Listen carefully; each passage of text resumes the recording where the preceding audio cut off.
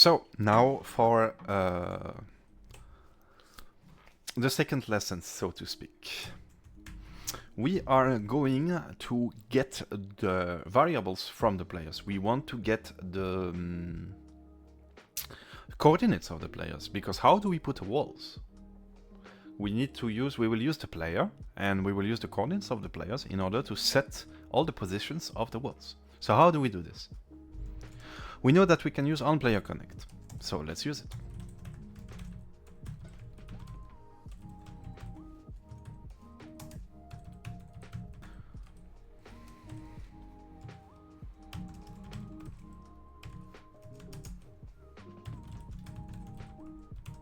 Is it connected or player connected? I forgot again. It's connected, and then players.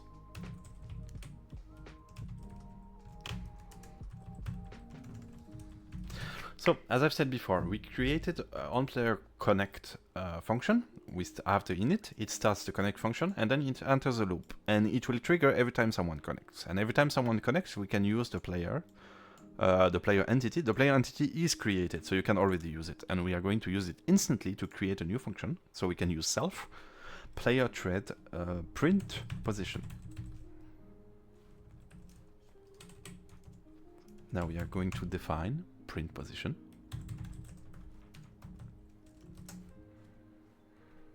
Because print position is a player thread, we have to make sure that when the player disconnects, that the function ends up cleanly. So the way to do it is self and done disconnect. This is extremely important and should be used every time you use a player or zombies function. This is the most important thing. The level end on game ended, you technically don't need on all the functions. I just find it's good practice to put it everywhere. It makes sure that the code stops when the game ends and that you don't have like memory errors, that you don't try to read on other things. It just helps to clean to kill the function cleanly. This is what this does. So, in this print function, what do we want to do? We want to print the coordinates of the players every time, because it's a debug function. Much like create TMP wall, it is a debug function. We use them. It's like dev tools to place walls. This is our tools. We create two functions that will be our tools to create walls. So in the print position, we are going to have infinite loop. We are going to add the weight, because if you don't add the weight, your code will crash. That's how GSC works. Don't let a loop without a weight. And in this, now that we have called the print position function with the player entity, we can just use self, and it will refer to the player. So we can do iPrintLn to print on the screen. And here, as a parameter to this vanilla function, we will add the player.origin. Simple as that. That's all we need to do. You can also add a plus like this. This is how the syntax works. So let's add a space, and then we will add the player.angles, like that. We will also use println this time. Why do we use println? What does println does? iPrintLn prints in the game. Println prints in the console. And the good thing about player.origin or angles is when they get written in the console, you can just copy and paste them for very easy work. So println is a very good function for anything that is related to XYZ coordinates. Do you understand? Very good. So we will use the same syntax here. Player.angles. There we go.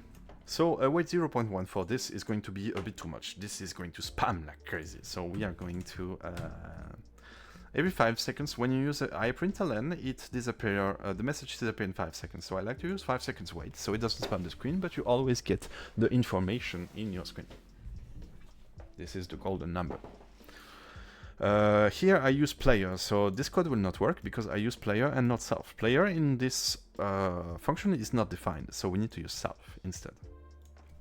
We didn't pass player as a parameter, we use player here, but no matter the function, when you add something here, if it's not level, then it's going to be self. Whatever is here is going to be self, as long as it's not level.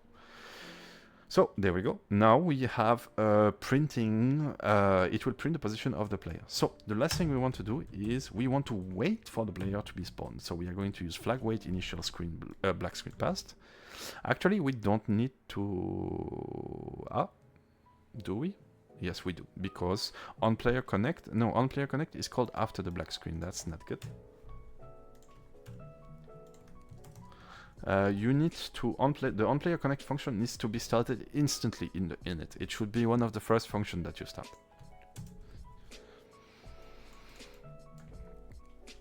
So when a player is connected, here we are going to add the flag wait. So every other functions that we may add will always start after the initial black screen. So we don't have to type it in the functions every time. Do you understand, Kana? We add it one time in on-player connect, so we don't have to make it every time on all the functions. And if we have a functions that needs to be called before the flag screen, we can just call it there. That's how you code smartly. But wait.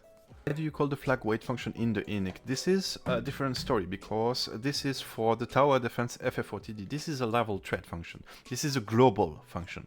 This is not a player function. There is two instances of stuff that's going on. There's the on-player connect, that the moment you call it, it does its own thing. But you have also the main code that you have to take care of. You understand? You have two things to handle. You handle the players with on-player connects, and you handle the global stuff, the level stuff. This is how it works. So when you create stuff, or when you have a problem, you need to think, should I use a player thread, or should I use a level thread? Which one is the most appropriate? These are the GSC tools. So now we don't need to use flag wait here. We can save with Ctrl S. The extension I use is called CodeSense, by the way. For GSC, it's pretty good. It gives some good highlights. You can install it with Visual Studio Code. So